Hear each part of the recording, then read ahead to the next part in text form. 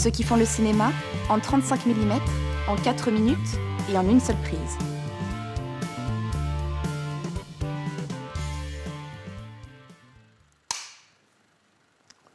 Bonjour, je suis là aujourd'hui pour vous parler de montage. Et pour ce faire, j'ai demandé à mon précieux collaborateur Jacques Vita, avec qui je travaille depuis combien? Ça se compte plus, allez, on ne va pas trop se vieillir, c'est pas la peine. Voilà, alors le montage pour moi c'est, avec l'écriture, le moment le plus important d'un film. Pourquoi? Parce que c'est au montage que le film prend sa vraie valeur, son vrai rythme. Es-tu d'accord avec ça? Tu ne peux pas ne pas être d'accord. Si, non, mais c'est vrai que c'est la dernière étape, c'est l'ultime, c'est celle avant le passage en salle. Donc c'est vrai que c'est là que tout aboutit, c'est-à-dire l'écriture, le casting, le tournage et le travail de l'auteur. C'est-à-dire que tout arrive là au montage. Et derrière le montage, il n'y a plus rien, il n'y a plus que le laboratoire, les copies et la diffusion. Le mixage un petit peu quand même. Oui, bien sûr. Non, mais j'inclus le mixage dans tous les travaux sonores, dans tout le. Non, bien sûr. La finition, non, bien sûr, mais dans la finition, c'est-à-dire toute la post-production en fait.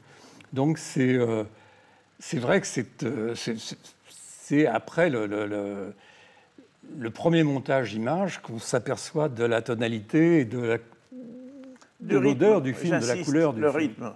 Parce que je crois qu'un film, selon la qualité du montage, justement, fait que le public qui le voit, qui s'assied dans son fauteuil, dans le noir, dans une salle, et puis il est là pour qu'on lui raconte une histoire. Et à un moment donné, si le montage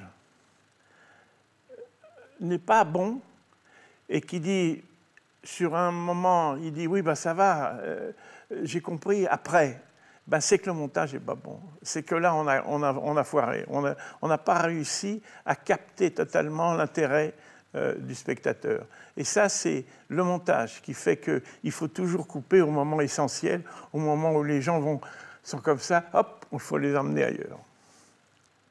Sauf quand on fait des plans d'une seule prise, n'est-ce pas?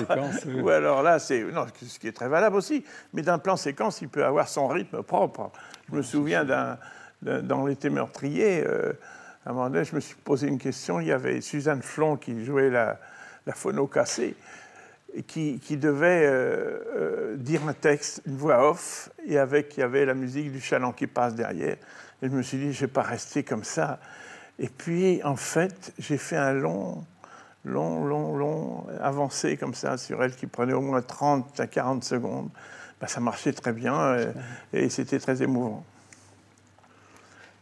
Non, mais qu'est-ce qu'on peut dire encore? Ben, on peut en dire plein de choses sur le montage.